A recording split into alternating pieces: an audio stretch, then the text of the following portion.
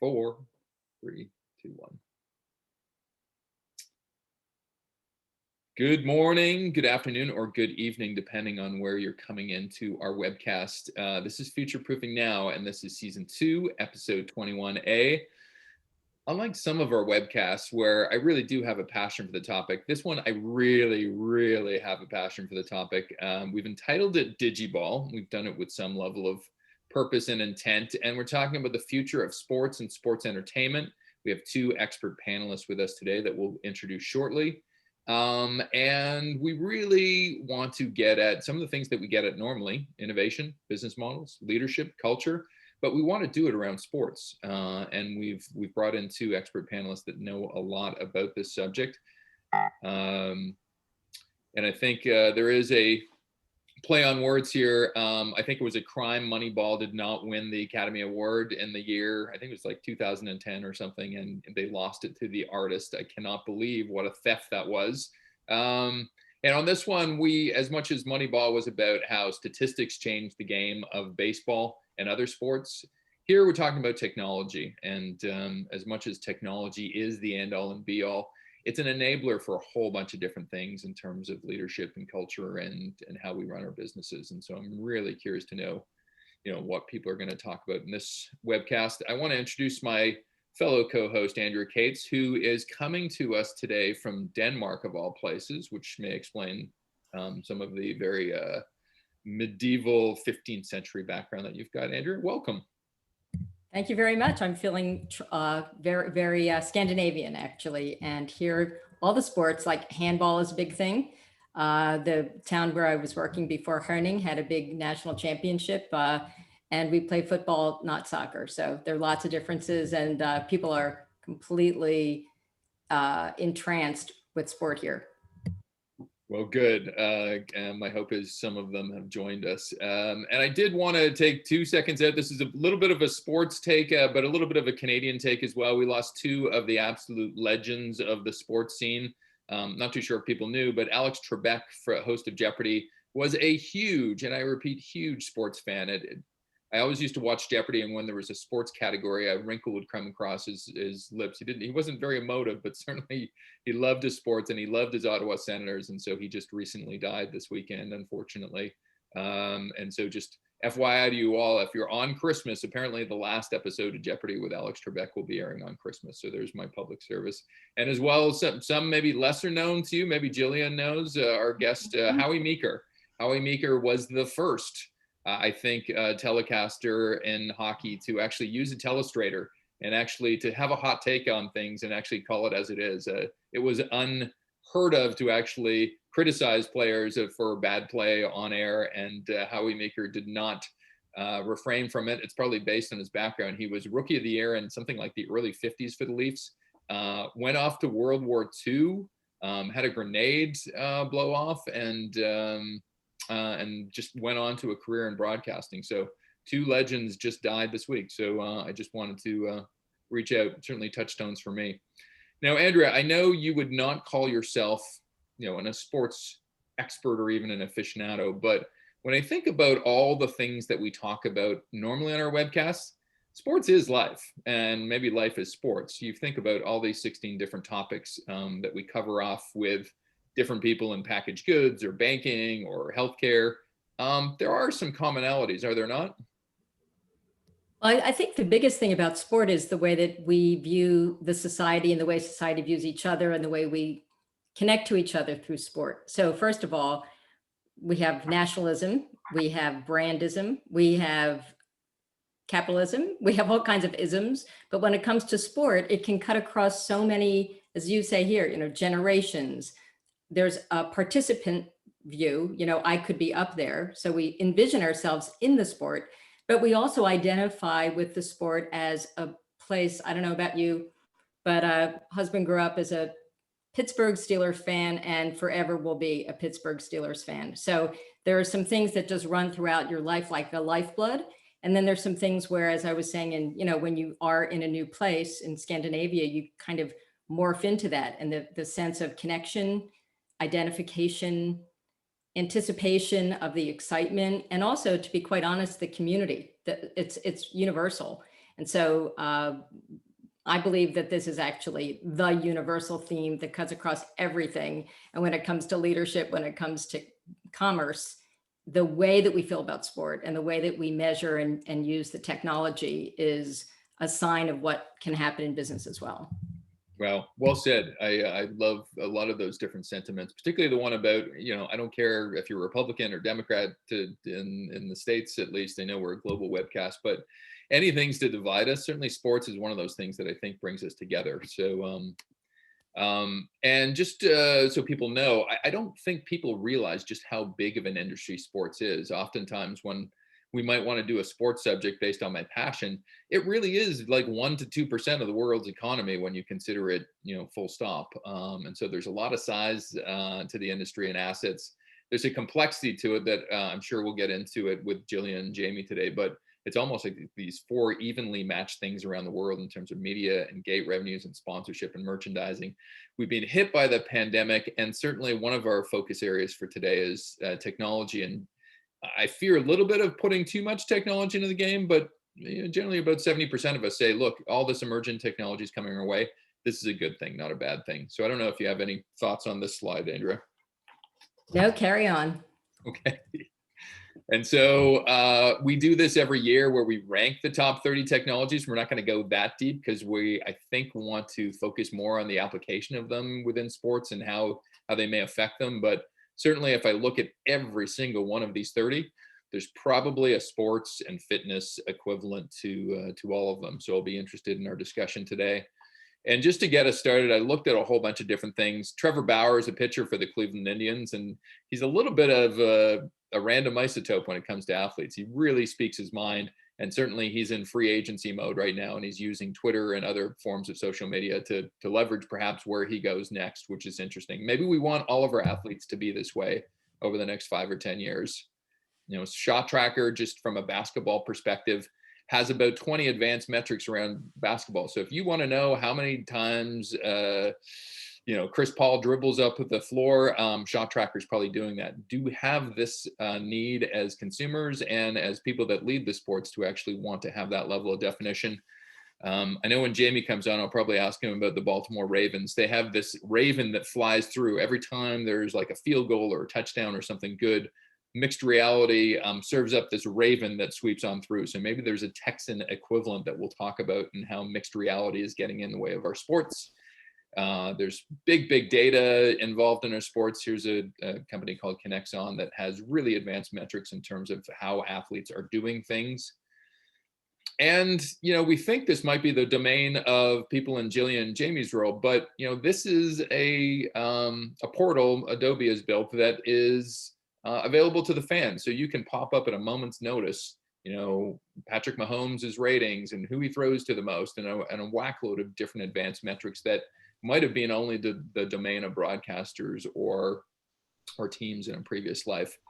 And just so we don't think technology is the end all and be all, this one I found hilarious, that AI mistaked a referee's bald head for a football. And so you actually look at some of the video highlights, and it's like, as much as people are interested in the game, it continues to veer onto the referee's head. And so big mea culpas and apologies afterward happen, but it does speak to the fact that technology is not bulletproof. So with that in mind, we, this is great timing, Jamie. You are a master of contextually just getting there on time, because I know you were getting from a different meeting. Really happy to have Jamie join us today, president of the Houston Texans. And for both of our panelists, it's like, I really had to edit your profiles just to make them fit, because you have so much good stuff going on in your lives right now. But the couple of things here, your sellout game streak of 185 consecutive home games. I'm not too sure if it's still going, but it's a pretty impressive piece, as well as just a number of things around the value of your sports franchise. The one thing that wasn't on here that I did want to note, we're both previous Procter & Gamble kind of managers. So it's in our blood. You know what? I don't know if I'm as successful as you. I'm sure I'm not, but certainly it puts us onto a good launching pad, I guess. And I know, Andrea, Jamie from a ways back. Do you want to kind of introduce him more intimately, perhaps? Well, there are a couple of things. First of all, we are super lucky to have Jamie, who is in the process of launching his book. the winning game plan. So we are super, super excited to be part of that. And the second side of this is that it's Old Home Week. Jamie and I worked together. God, Jamie, should we admit how many years ago? No. No, But I have more hair then. Yeah. So many years ago. And it was really interesting to me because even in the beginning of our working relationship, because what we were doing at the time, you were a very strongly opinionated in a good way leader and understood that selling out games was different from a winning season. They weren't unrelated, but the ability to build something that is an independent of whether you're winning or losing, completely loyal and growing fan base, and the ability to understand that the sport was a hub of the entire region within Texas was really forward thinking, in my opinion. And you kept building constituencies and alliances. So I'm hoping we'll get a chance to talk about that. And I think the other thing that I was always impressed about, when we worked, it was early on, was that you had a long view. You understood that this was season after season after season. So when we start really talking and digging in, it'll be really interesting to hear your thoughts about the current situation, the COVID situation, and also the themes that we'll talk about today, the technology, which has changed tremendously, since the days where statistics were kind of on cards, and the ability to pick teams, what's important in terms of character. And my favorite line of all, which I think you're still quoting, which is, leadership being the ability to keep a promise, and what that means in terms of a team and its presence in the community. So I've been a fan of yours personally, and thrilled that we're going to help you launch your book today as well. Yeah, thank you, Andrea. I appreciate that. And really, we didn't spend a ton of time together, but it was like orange juice concentrate, right? So I walked away with so many great things that I still refer to today. In fact, this season, and won't go there, those of you know what happened this year for the Texans, but your great quote which was sometimes when you can't change the people, you have to change the people, right? So that was in my mind early on. And Sean, your point about Procter & Gamble, I just am so blessed and credit my experience at Procter & Gamble for the success that the Houston Texans have had, because we've approached it as a consumer product, right? Our goal is to fill a unique human need and do it in a way that whatever you're paying is not as much as you value it, right? So, and it is, to Andrea's point, it's not about winning and losing. In fact, last night I sat up and I took every sports team that's ever played and I put it into a computer. You know what it came out? People won as many games as they lost. You put them all in there. Right? So you really do have to shove that to the side. People are seeking something else. In fact, early on we were doing advertising plan, and it was all players catching the ball and running for a touchdown and blah, blah, blah, blah, blah. I was like, you know what you're promoting? You're promoting people to watch on TV. You can do that for free every weekend. Why do they come here? Why do they spend money? Why do they buy parking passes? Why do they come and be part of this? It's connection. We build relationships like nothing else. Let's celebrate the relationships, from the tailgating, which we have 35,000 people 2.5 hours prior to kickoff, to the rituals and traditions that we engage in. Everybody wants to be part of something bigger than themselves. And that's what sports teams are all about. And that's what we uniquely offer. And if we can do that better than anybody else, you do sell out every game you've ever played, which is where we are. You do have a wait list of 30,000 people wanting to be part of the experience, because nobody knows whether they want to come to a game, but they know they don't want to not be able to come to a game, right? So how do you do that? You assure it by buying a season ticket. And so if there's something that our organization does really well, is understanding where we create value, and we just hammer on that all day long. So back to you, Sean, because what we'll do is we'll dig in a little more deeply, but this is, super exciting to have you on, and we'll dig into a couple of topics a little bit later in the webinar. I feel the enthusiasm. It's palpable, Jamie. So I'm looking forward. And as fellow authors, we will give some airtime toward the end of our webcast today on the book as well. And congrats on the Texans winning this weekend too, because you know what, that is contextually really good for today's webcast too. I want to also introduce here Jillian Frechette. She is the Senior VP of Marketing for New Jersey Devils and the Prudential Center, so both the team and the venue. I think it all falls under the guise of Harris Blitzer Sports and Entertainment Properties, but for some of us, New Jersey Devils is, at least as a Canadian, has a little bit of cachet and ring to it. I've known Jillian for probably over a decade now, and she comes to us with such a rich background, not only within kind of the overall sports scene, but also worked for Nike and a number of other companies that may have a different lens on this whole sports perspective beyond the franchise. And so been very impressed with Jillian over the years, and I'm really intrigued in terms of some of her work within the New Jersey Devils, because even as I send maybe something to Jillian once every 3 or 4 months going, look, we're hockey crazy up here, and once again, New Jersey Devils has hit the radar screen in terms of something good. So she's definitely doing something good down in New Jersey. We're going to hear about it today. Welcome, Jillian, to the webcast. And I think you may be muted actually. Thank you so much. It's great to be here. I certainly do that to myself at least once a day. So that's my mulligan for this morning. Thank you again for having me. I'm excited to be here. There's nothing I like more, Sean, than getting a little quick text from you when I'm smoking busy, working on an event or some kind of digital experience, because it's always really encouraging and it's always really on point. And we're certainly excited to share with you a lot of the things that have been happening over the last 24 months with the Devils. So we have a topic. We have two really smart people. I wanted to get right into it. And, we're sitting here 10 months, maybe 7 months, depending on where you are in the world, maybe 8 months, maybe into a pandemic. And I guess the big question I have is, we've seen the impact of it, around the world. 45% of revenues across leagues wide have been taken away because there's no gate anymore. And maybe there's other things that are attached to the games that we play that we're not doing either. Maybe we'll start with Jillian and we'll go in reverse order here.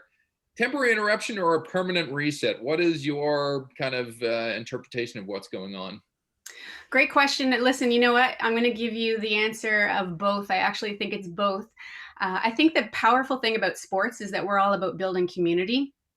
And I think there's two pieces. One that Jamie spoke to earlier is that folks want to be a part of something that's bigger than themselves, but they also just really want to sort of fit in with their peer group and with their pals and with those that sort of root for them and root with them. And so ultimately it's about building community, and truly communities like to gather. So when it's safe to do so again, we know that our communities will hook up again, they will connect, and they will gather. But in the meantime, COVID has many silver linings as it relates to our industry, digital engagement, fandom, and all of those pieces and parts. It's allowed for our group to be really brave and really bold and to try a few things. We have been less afraid to fail than ever before because there is no playbook for this really interesting scenario that we find ourselves in. I run 5 teams. Since March 11th, we've all been working from home. And it's really been quite an adventure and quite a learning opportunity for us and certainly for our fans. And I think the best example for us in terms of how it might be a permanent reset is one of my favorite stories. And that is within about 72 hours, when our season closed down and our offices were closed and we knew that things were going to be much different, we actually decided to jump right back in and finish our season leveraging simulated games. And so we finished 9 games streaming simulated games on our websites. We were meant to play the Calgary Flames, my former employer, on March 19th at the Prudential Center, and we sure did. We leveraged it on our streaming platforms, and we just jumped in and treated these games exactly as we would a real live game. We were live tweeting the games. We had a live call for the game with Matt Laughlin, who is one of our good colleagues, and we did all kinds of pre-game coverage, and then we certainly wrapped up and did all kinds of post-game coverage. And on average for us, these simulated games garnered between 30 and 35,000 viewers. When we played our rivals, the Philadelphia Flyers, we got over 65,000 viewers. And then when we offered post-game coverage, which included real players, the real fun began. And so what happened, much to our surprise and certainly to our delight, is that our players, when they were interviewed following a simulated game, fell into that role. And so Corey Schneider, one of our former goalies, was very bold and had quite quite a nice time bragging about the 98 saves that he had achieved in the simulated game on our website. And it was just a fantastic sort of moment. He was explaining this on video as his kids were kind of climbing all over him. Everyone that is in COVID captivity understands that the lines between work and family life are very blurred. And it just brought us a sense of sort of hope and optimism and cheerfulness for what at that point in late March, early April was really a period of the unknown. We really weren't sure what was happening, when things would return to a semi-normal state, when we might see our fans and our friends again, when we might see our athletes again. And so the permanent reset for us is that once hockey opens back up for the New Jersey Devils, whatever that looks like, we know that we will continue to offer our fans that opportunity to engage with the simulated games and to just really sort of have that fun moment of what if. It's amazing. I marvel at the fact that cross industry, that it may get us to like those B priorities that were sitting around as interesting, sparkly ideas, that in a moment's notice, when Rudy Gobert got COVID, all of a sudden these things became very real very quickly. I'll pivot to Jamie right now to get your sense of it, because I've been watching the Houston Open, the golf this week, and my sense is, oh my Lord, there's people on the golf course. So your experience in Texas is maybe a little bit different than Jillian's in terms of there is at least a little bit of social distancing in public in Texas. How's your experience been, and how do you view this question too, Jamie? So Sean, when we developed the identity of Houston Texans, it's a bull. It's a, I don't know if you've probably seen it. It's a bull, right? And red and blue and white for the Texas flag. But that star has 5 points, and there are 5 attributes that define a Texan: pride, courage, strength, tradition, and most importantly, independence. So that's why you are seeing that independent spirit come out here in Texas, that don't tell me what to do. I can make my mind up for myself. So, and I will tell you, in terms of things that are changing, next spring, we'll be hosting simulated games and streaming them, because I just learned that from Jillian. I think that's a wonderful idea. And I look forward to doing that. We'll replay our season and we'll go 16-0. So that'll be fun. But I think one of the hallmarks of this window has been the, you just kind of closed your eyes and pushed forward with innovation that you would have taken 5 years. And we did it in 5 months. We've completely changed the way that we operate, things that we wanted to do. And we were a little concerned that there might be some pushback in light, and that's touchless and cashless and, and mobile tickets and all these things that we just feared would be rejected. We just did, right? And nobody has said a word. So I think those things are changes that will be permanent in terms of the fan experience. One other thing, and you mentioned Procter & Gamble, so all my Procter & Gamble-isms are rushing back to me. One of them is the life stage marketing, right? If you recall that when people go to college, you reevaluate your decisions. When you get married, you reevaluate your decisions. When you have a baby, all these different life stages, you reevaluate what's important to you. I think COVID has caused humans to reevaluate what really matters to them.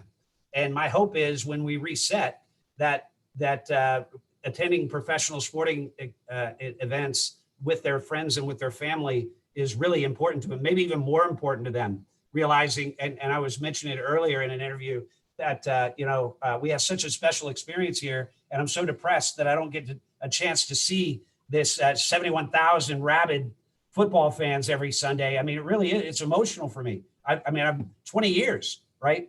And I hope our fans feel the same way. And I think they do. As I go on Facebook, I see all these Facebook posts of tailgate parties that aren't happening here, right? And they all get together and they do what they've normally done. We just can't allow them to do it at NRG Stadium this year. So my hope is, and my expectation is, the demand to come together as humans will be even greater than it's been in the past.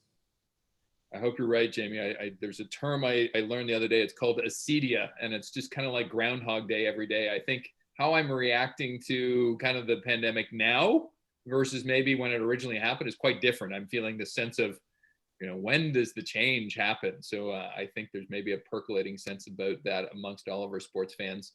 Maybe Andrea, do you want to tee up our second topic for discussion today about just kind of the longer term kind of Yeah, trend? so I was really impressed with what both of you just said, and I'll start with the concept of surprise, because it's really clear that you had to do lots of technology changes, lots of ways of relating to the fans, lots of ways of understanding what you were really selling, but lots of surprises, touchless, things that you could talk about for years and years, biometrics, that's scary. Wait a minute, overnight, people are doing it uncomfortable. Online, we always joke about people who overnight, if they want to talk to their grandkids, have to figure out Zoom.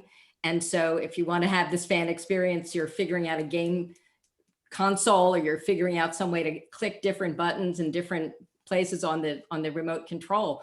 So from the technology perspective, I was really struck by what both of you said, that you understood so deeply what people were really buying, not necessarily the wrapping that it used to have. So that's a lot of insight that both of you have about the experience. But I'm curious, I'll start with you, Jamie, because you talked about, touchless, cashless, mobileless tickets. What was your biggest surprise?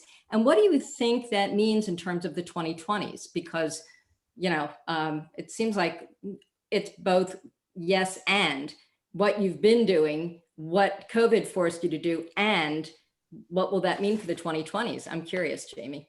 I don't know that anything is, there's one surprise, and I'll come to it in a second, but you've been in Houston. We get hurricanes, we get floods, we get fires, we're like the home of crisis. So we've had to deal with a lot, and unfortunately, football is played in the fall, right in the middle of hurricane season. So we've had an opportunity over 20 years to deal with crisis consistently. And in fact, we've developed core principles within our organization to help our staff deal with times of crisis. Now, the only challenge is the crisis that we've dealt with has been, we've been running 10Ks, right? Now we're in a marathon, right? So we've had to keep it up for longer, but the principles are still exactly the same. One of the things that I've said to our folks over and over and over and over is, it's not about 2020. I don't care about 2020. It's a dumpster fire. What I want is 2021 for our machine to be intact, right? And there are two cogs in the machine. One is our staff, our teammates. And our number one priority was making sure that everybody in our organization felt safe. They would, we did, it was funny. It kind of blew them away. And when you do things that are non-traditional, that's how you build loyalty. So the question was, are we going to do salary changes? Are we going to do bonuses? Are we going to do, I was like, of course, you earned it. Yeah, of course we're going to do that. Are we having furloughs? No. Are we going to lay people off? No. What do we do with the interns? Well, pay them for 40 hours, no matter what they're doing. I don't care. These are really important people to us. So we protected that part of the machine in an exceptional way. And then the second piece of the machine is our relationships. So we didn't go out and tell our season ticket members or our suite holders or our sponsors how the cow was going to eat the corn. We called them and said, how do you think the cow ought to eat the corn? And whatever they said is what we did. And if you don't want to come, you don't want to come. I'll give you your money back. I'll roll it over next year, give you a little something special. Sponsor wise, here's the value we think we deliver. If you don't agree, then we won't do that. And that's okay. And you can just come back next year and we'll be all good. Because the key, when things are bad, the tendency is to try to make them less bad. It's bad, right? Just accept that. Ray Dalio, I don't know if you know Ray Dalio and his book Principles, but he said, never mistake what you wish were true with what is really true. And what is really true is this is bad. 2021 is all that matters. Go to the bank, borrow $125 million, make sure that you can withstand this from a cash perspective and get back to a machine that just cranks it out, which is what the Houston Texans are. That's great. I love the notion of the two parts of that machine too. So Jillian, what do you think 2020s hold in terms of your vantage point? Sure, great question. We certainly have a laundry list of things that we're looking to continue and looking to trial on the technology side.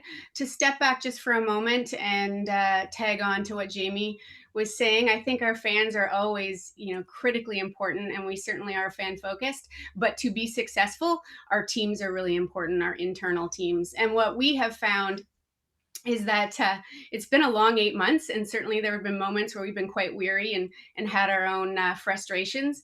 But as we push and as we trial and as we dare to be brave and dare to be bold, there's a rhythm, and that rhythm is really important internally for our teams. It offers them a little bit of routine. It gives them a challenge. And it gives them focus and a piece of normalcy, really, because when you're in sports and entertainment, it's a bit of a wild ride, particularly on a game day or a concert day for that matter at the Prudential Center. And so we miss that energy and we miss that vibe. And so pushing and trialing some new things from a technology perspective have filled a little bit of a void for us. I think for the 2020s, we will look to continue with virtual streaming studios and also second screen experiences. I can tell you that several weeks ago, we're quite excited. We were rolling into the NHL draft. We had 3 first-round draft picks, and hockey moments for us are everything. And so how to celebrate that hockey moment and how to share that hockey moment with both our staff and our fans. And so what we did is we had a live show that was a second screen experience, running parallel with the NBC and the Sportsnet broadcast of the NHL draft. And we had 12,000 people tune in. And when you think about that, that's almost filling up our building. And then, of course, in the days that followed, we had thousands more jump in and take it all in. And within that second screen experience, we had 3 rooms that our fans could sort of jump in and out of and experience. And some of those rooms were sort of offering a flavor of what the Prudential Center feels like, entertainment that we would normally have had at the Prudential Center. The dueling pianos were in one of those rooms. So we're always looking to sort of celebrate and leverage the hockey moments. We're always looking to sort of offer our fans something new and different, but we're also always looking to sort of celebrate some of our rituals and our rhythms and our routines. And I think it's as important for the fan as it is for the internal team. And I think about both of those things and I weight them equally. Jillian, Jamie. As soon as the smoke clears, I want to go to a Devils game. Come on up. I'm not sure if I'm coming to Texas anytime soon, but I will certainly invite you to New Jersey. So, Sean, I can go back to you. Let's go to the next topic. Well, it's interesting. You've both exposed 2 interesting things about sports. I think, Jamie, you were talking about purpose and how it's unchanging despite the dumpster fires you've called it, the 2020s. And then Jillian, you talked about some of the innovative, interesting stuff that you've trialed and maybe and actually are going to continue. So as I think about your overall business and how you view innovation and stuff moving forward, it's funny. I used to love growing up with my dad. Wednesday and Saturday nights, we'd gather around the TV and watch hockey. And so part of me is rooted in the tradition of doing that. And it's a TV and it's a living room. And part of me is like, no, I'm an innovator and a technologist. I love the flood of new things going on. So I'm going to say this with the fact that I'm probably getting to be the older side of your target set now. So when you look at your business moving forward, are there things that intrigue you that say, this is how I can build a better brand, a better revenue stream, a better connection to my fans based on things that you're seeing either technology or business model wise? I'll throw it to you first, Jillian. Great question. Yes, there's lots of things we're thinking about. And I think, Sean, just for a moment, I think we'll always need to respect some of our traditions and some of the things tied to our sport that are really important to our fans. There's always a little bit of looking back as much as there is looking forward. And as our franchise gets pretty excited about that. We've got 3 Stanley Cups in our past. So we certainly like to celebrate that a little bit, but we also look to move forward. And for me, I think the fan experience is going to be very layered. I think coming out of this challenging period that we found ourselves in, we are going to have high maintenance fans more so than normal and demanding fans more so than normal. And actually, it's a little bit daunting sometimes, but it's mostly exciting all of the time. And the reason for that is we will always serve up hockey in that traditional sense. We will welcome fans into our building when it's safe to do so. We will deliver on our broadcast for those that want to take that in, but we're going to be constantly adding extra layers. And so the fan can sit back and curate their own experience. And I think that's the most important piece, is allowing that fan to digest, consume, curate, repeat on their terms, on their timing, and sort of pick and play the things that appeal to them most. And thank you for that, Jillian. And then Jamie, over to you. And I say this with a little bit of intrigued because I'm curious on your answer in terms of the global audience that maybe technology provides football. You know, football for most people in the world is not the thing that you play with an oblong ball. It's a thing that you play with a circular ball. Does Houston Texans have aspirations to be a global brand of some sort too? Well, that's a good question, Sean. And I'll just say Jillian's answer. I thought I knew marketing, but I didn't understand anything that she said. So she's super smart. I'm glad we've had a chance to be together. But yeah, we absolutely want to expand our footprint where it makes sense and it's highly efficient. I was the chair of the Greater Houston Partnership, which oversees 120 CEOs here in Houston, and we went down to Mexico on a trade mission. And I'm sitting with the mayor of Mexico City. And they introduced me to Jamie. We had the translator things in and said, this is Jamie Reese, president of the Texans. Guy starts singing the Houston Oilers fight song. And I'm like, holy cow. He said, you have to bring a game down here. So 2 years later, we played the first ever Monday Night Football game in Mexico. We played the Oakland Raiders. And I really thought we were going to have a home field advantage because we have this tradition called the Traveling Texans. So they follow us all over the road. In fact, last weekend, it was half the crowd in Jacksonville. Now they only had 12,000, but half the crowd was Texans fans in their red jerseys. So I see all these posts of people in red jerseys all around Mexico City. And I'm like telling the folks we brought down, we're going to have a home field advantage. Mexico City loves the Texans. I walk in to Azteca and absolutely packed, and everybody's in black.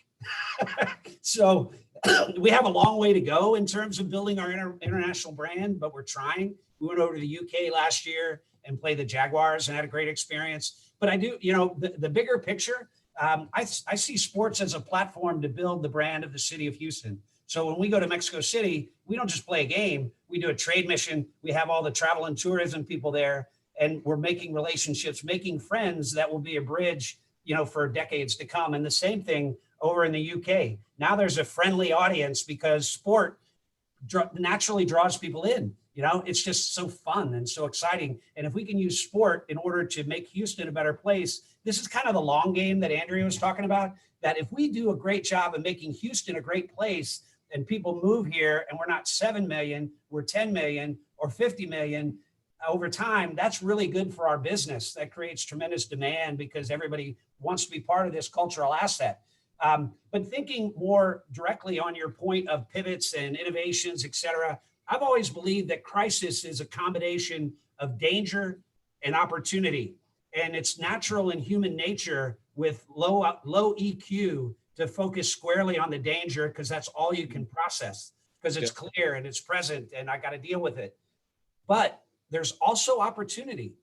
And so during this COVID window, with the demise of 24-hour fitness, we have gone from 0 Texans Fit locations, which was an idea that we wanted to do, have a Texans themed fitness experience, to now we have 3 and we might have as many as 10 in 6 months' time. And what a great way for us to expand our brand, for our brand to live 24 hours a day in a very authentic way, because we're all about fitness. And whether it's our cheerleaders or our retired players or whatever that you get a chance to rub shoulders with, I mean, there's tremendous value in that. You're not just going to get fit, right? This is something totally unique.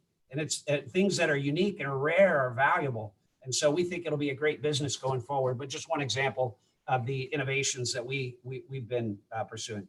I hope you keep doing that, Jamie. I just, we're covering off how we play sports in a different webinar later on today. And I ran across the stat that 50% of the gyms may be shuttered by Christmas, given our current issue in terms of getting people in. So my hope is those things continue. We got to stay fit somehow.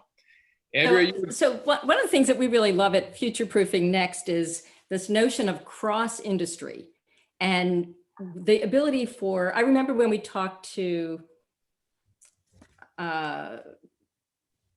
Jane's Addiction, and they had done Lollapalooza, right? So we're like saying, well, how did you come up with this idea of Lollapalooza? Like, what other rock groups did you look at? And Perry Farrell stares us straight in the eye and said, we didn't study rock groups. That would have been in our industry. We studied NASCAR because they could get families for multiple days, basically camping out with the love of this sport. So we said, how can we do that in rock music? So I'm curious, Jamie, what have you learned from other industries about the technologies? You talked about touchless, you talked about cashless, things that retail has done, things that B2B has done. You have been a master of building an ecosystem. You know, this notion of these trade missions, going somewhere and bringing the sport and bringing the leaders of the business community there to grow the jobs in the region, to grow the fans, multiple generations. You know, in what ways are you role models for others? And in what ways have you been stealing or borrowing or being inspired by other ideas in the technology to really shore up the Texans? Well, I'll turn to Sean because this all comes back to my Procter & Gamble experience once again. So one of my first days on the job, they had all these newly minted MBAs and they brought us in for lunch. And the head of the laundry category said, hey, what happens when you copy off somebody in school? And one of the smart alecks raises his hand. I mean, everybody's nervous, but you get expelled. And he said, that's right. You know what happens if you copy at Procter & Gamble? Nobody had an answer. He said, you get promoted.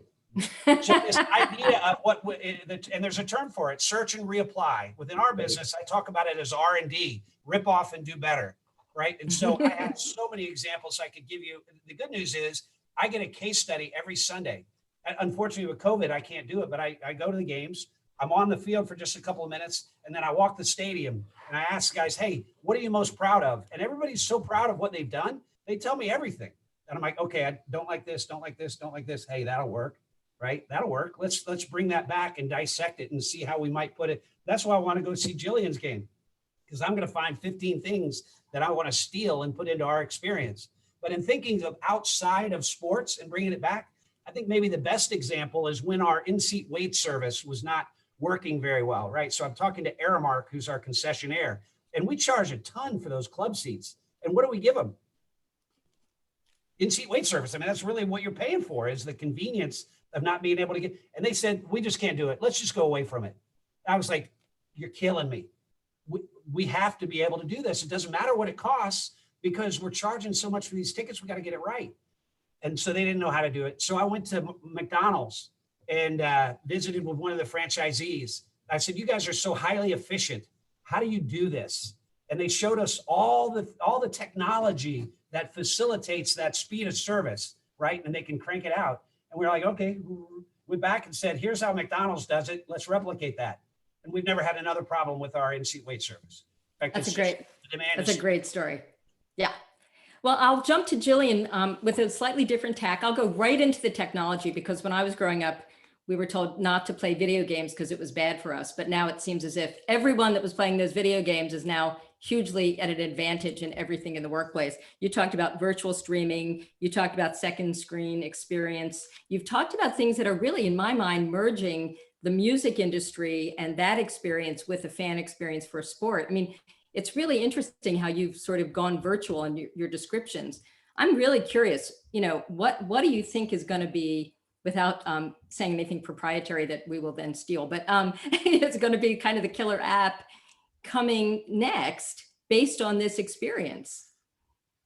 Killer app. That's a good one. There's a couple things I would say sort of wrapped around this general theme. One is trial and experimentation is so important, and just truly keeping an open mind. We have a mascot. Some of you might know him. His name is NJ Devil. He is quite mischievous, and he's quite passionate about gaming. And so he's been gaming for a good portion of his time throughout this at home work from home situation that we have. And it got to the point where he was good enough, sophisticated enough, and had some good hookups that we actually hosted NJ Devil Cup 2 weekends ago with 10 other mascots across our league, gaming against like legit gamers and streaming on multiple platforms, including Twitch. And it was just really interesting how sort of the crossover of gaming, our mascot, who is sort of an extension of our brand, if you will, and then of course our brand itself and the intersection of these three things. So I think we need to be extremely open-minded as to what technology we can leverage, how we can make sure it aligns with our brand, how we can line up business goals and sort of meet those objectives, if you will, depending on what the metric looks to be. But the biggest thing is, of course, being open-minded. But to take a step back, as much as I'm excited about new technologies, and we certainly look to different partners in our league and different competitors in our league, as well as other leagues, some of the simple pieces and leveraging the simple pieces are really important. And so what I would tell you is that our fan base, we affectionately call them the black and red if they're season ticket members, they have had the opportunity every couple of weeks to jump on a Zoom call with new players to our franchise, with a new coach or several new coaches, with Tom Fitzgerald when he signed his new deal as our general manager. And so right in front of us is Zoom. We take it for granted because we're now used to using it every day for all of our meetings. Microsoft Teams is another example, but whatever the platform, it's not to be overlooked because it's nimble, it's intimate, and it gives people that FaceTime and sort of that community piece and that community feel that they're craving. So ideally, from gaming to Zoom back again, I answered a portion of your question, Andrea. No, I think that's great. My wrap on that before I turn back to Sean is it's interesting how it's the human connection and, just knowing it's actually something that you might not have been able to accommodate without Zoom as easily, to have someone just like in the moment, have a chat with someone, which is a very intimate, low tech thing to do. And using a tech platform, it's actually pretty clever. I like that. It's a basic plus a technology, and it's obvious, but I don't think everybody would have thought of it. No, and it just makes you rethink simple things that we've taken for granted for a really long time. I think sports organizations, as fabulous as the experience is in venue, we have long sort of felt like our buildings and our venues were the center of the universe. And we have to be more fan focused than ever and think about what each of our fans' experiences might be, not just perhaps the folks that are sitting on the premium level or in a more nicely placed seat. And so Zoom or Microsoft Teams or whatever your platform, it just takes all of that out. Everybody's on an equal sort of playing field, if you will, pardon the pun, and they have equal access and they can ask questions depending on how you set it up with a chat. They can see who they're speaking to. It could be our coach. It could be our young star, Jack Hughes. And they just have this ability to sort of jump in and they want to be a part of something. So it ticks a lot of boxes and it shouldn't be overlooked. Great, Sean. Oh, yeah, Jamie, go ahead. Let me build on that. Just one discovery we had that we'll replicate is we've always had a challenge. I don't know if Jillian does, but when you have these corporate relationships, sponsorships and suites, et cetera, you have the senior decision maker, the CEO, and it's so hard to get them engaged. They have two issues, time and hassle. Their lives are a hassle and they have no time, right? So in this COVID environment, there's a guy by the name of Chris Shepard, who is a James Beard Award-winning chef and a dear friend of ours. So I said, hey, Chris, can we do a virtual dinner and invite some CEOs? He's like, sure, of course, I'll do that. So we go out with the invitations, and our folks do the invitations. Usually I show up for these things and I'm disappointed at the level that is there, right? So we do the virtual thing and Chris sends out all the ingredients the day of, so everybody received this package. And we're on Zoom and we have like 20 boxes. And I'm looking around, I'm like, every one of these people is a CEO and they are there with their spouse to make dinner with Chris Shepard. We are going to do that again. It just blew my mind that we could do it so conveniently and get the right people around the table. That's exciting. And Sean, back to you, because I know we have so many more questions. Oh, wow. I'm going to steal that idea for myself. Actually, this is a great, it's funny you mentioned search and reapply. It's a nice way to say steal, but that's a great idea too. We are getting into, depending on your vernacular, the fourth quarter or the third period of our discussion here. So I'm going to pass over a couple of things here. We're going to just kind of do an overall learning session at the end, but I did want to go through 7 rapid fire questions with you guys. So at most, no more than 3 words about the future of technology in your sport. You guys game for this? Sure. Alliteration is going crazy here. So we'll go Jamie, Jillian, then Jillian, Jamie. So here's 7 quick questions. At the start of your next season, will your stadiums be full of people? Question. Sean, I'm from Texas. Ladies always go first. Jillian. Will your stadiums be filled at the start of your 2021 season? My sense is no. It will be either partial fans or a bubble scenario, much like you saw in Edmonton and Toronto. Okay, Jamie? Yes. Okay. That was short. I like both answers. Together, those are 3 words together, I think. So we'll include that. Will by 2030 or whatever the equivalent is, and you both have different relationships to this, will your sports be in the Olympics? Yes. No. Okay. There are a lot of different organizations that are sponsoring, similar to what Jillian talked about, e-competitions for their sports. By 2030, will the best e-participant of the Houston Texans and New Jersey Devils be recognized at least as much as the 10th most popular real live version of your players? Question, Jamie. No. Jillian. I say yes. Okay. I love tension. If we had more time, we would tease it out. I know covered this week, Real Madrid is now projecting games around the world where you play a game in Madrid and it's being a hologram broadcast to Brazil. So you can actually sit in a stadium and see the players almost as if they were there. Will this be a reality for your sports in the future? Jillian, go first. Great question. I say yes. I'm an optimist. Okay. Absolutely. Okay, nice. Will betting be normalized? Will your grandma be plunking down a $20 bet within some legalized gambling thing by the year 2030? Jamie, your go first. I hope so. Jillian? Yes. Okay. Will I be able to choose the camera angle that I want to watch a game in, or one of 10 camera angles in the future when I'm watching broadcast TV? Jillian? It's coming. Yes. Jamie? Yes, but you won't want to. Okay, and probably most importantly, as a former beer marketer, I go to a Houston Texans or New Jersey Devils game. I pay $400 for like a really good ticket. I'm not too sure. Maybe that doesn't get me that much anymore, but let's say it does. Can I pour beer from a tap from my seat and not have to wait for a server to come through the miracle of technology? I say yes. TABC ain't never going to let that happen. Darn it, you're right. Yeah, we have our own challenges, but there's hope.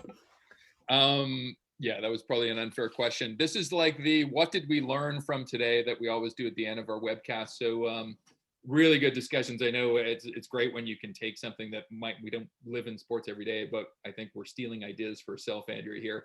What's the around the horn? Andrea, I'll go with you first. What did we learn today? I think the first thing I learned is that what we're selling isn't necessarily the sport the way that we conceptualize the sport.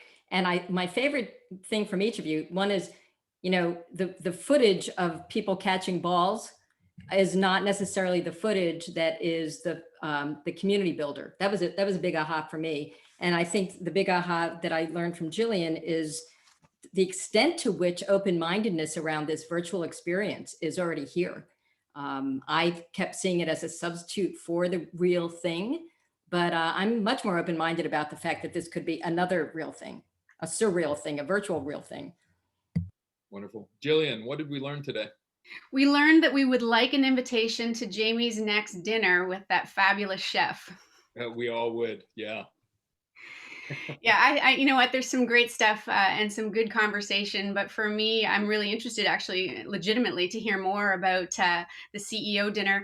We look to always think about how we include our sponsors and our good partners and our community partners. And I think that, you need to be really creative, but you also need to think about some of the simple things. And no doubt all of those CEOs enjoyed that lovely meal. And Jamie, what did we learn today? Jillian's destined to be my teammate here at the Houston Texans. But I really loved her idea of the simulated games. And for me, it was an aha moment as well. When we get into the off season, we're still very popular. We're like there's one day a year that we're not the biggest thing in town, right? But we could be more. We could be more for our fans in the off season. You play a season and then play in another season during the spring. You hear it all the time. That's why XFL started, is people are craving football in the spring, and you have withdrawal. And I think, Jillian, thank you. That's a wonderful way for us to serve our fans better. And Jamie, as fellow authors, it would behoove us to at least give you 30 seconds of airtime for your new book. It's launching this month. Congratulations, first of all, and tell us what's it about. Yeah, Sean. So it's called The Winning Game Plan. That's kind of a play on words a little bit, because as we said earlier, it's not about winning. It's about principles and leadership. And so the book, first and foremost, is a great leadership exercise. The most important thing is I wanted a fun book. I did not want a textbook. So when you read these stories, they're all the behind the scenes of the Houston Texans. And that speaks to the second audience. If you love the Texans, actually, if you love any sport, how often do you get a chance to go inside the walls? And you saw what happened, but what really happened, right? What happened behind the scenes? And so it does tell that story. And last, and my wife turned me on to this. She said, Jamie, I read your book, and those principles that you talked about are exactly the way that you lead our family. And so I think these same things can be good for moms and for dads, and to be a tighter family unit. And most importantly, you know, the McNairs have been so wonderful to me. All the proceeds benefit the Houston Texans Foundation. And it's just one way for me to say thank you for changing my life. And today is the day, the 10th. It's on sale at Amazon.com. Hey. And for 99 cents. How about that? What a bargain. Wow. Go. I feel like I'm like on like public broadcasting channel here going, please, and only for a donation of $50, you too can have this. But and if you can't afford that, I'll loan it to you. Wonderful. Do I get a tote bag? No tote bag. That's if you get the hardback. Nice. All right, we've got 2 minutes left. We've got a couple of housekeeping things here. First of all, I do want to thank both of you. This has been a really breezy discussion. These hours go really fast, particularly when you have great panelists, right, Andrea?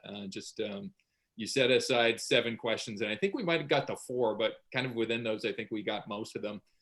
A couple of quickie housekeeping things, and I'll let Andrea close us out. This is not only a webcast, but it's also something that we're, over the next 3 months, uncovering. We're going to ask the 50 questions we always want to ask about innovation in the future and technology in sports. We do these 3 times a year, and so our focus over the next 3 or 4 months is going to be sports. So if you're interested in being involved, certainly you can get in touch with us at hello@futureproofingnext.com.